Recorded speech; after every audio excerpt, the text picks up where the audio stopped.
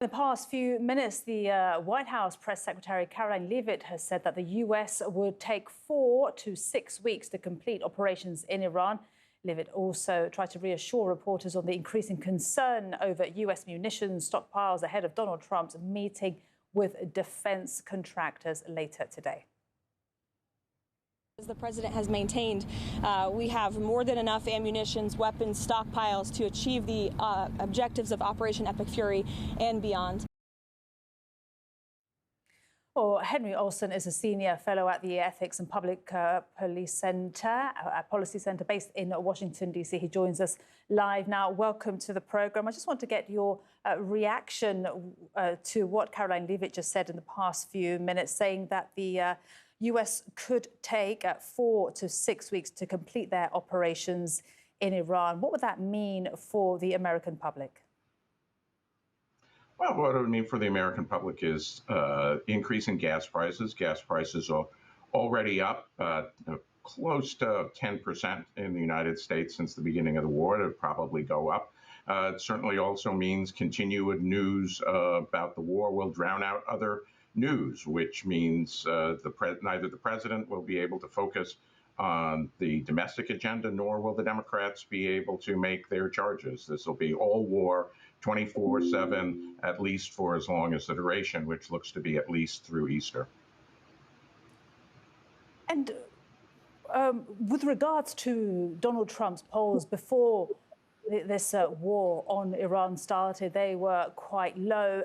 A week into this conflict now, how would you describe those latest polls?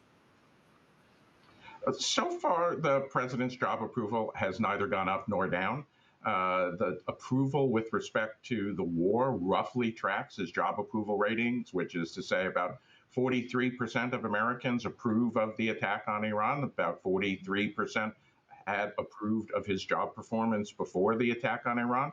In other words, if you're for Trump generally, you're giving him the benefit of the doubt in this effort. And if you were against Trump beforehand, you are overwhelmingly opposed to this effort. Of course, that can change as the war goes on and depending on what happens. Americans tend to like quick, decisive victories, and if that's how it looks in a couple of weeks, that'll be good for the president. They tend to not like collateral damage to either the economy or to their soldiers, and if it looks bad in 2 to 3 weeks, that'll probably hurt the president.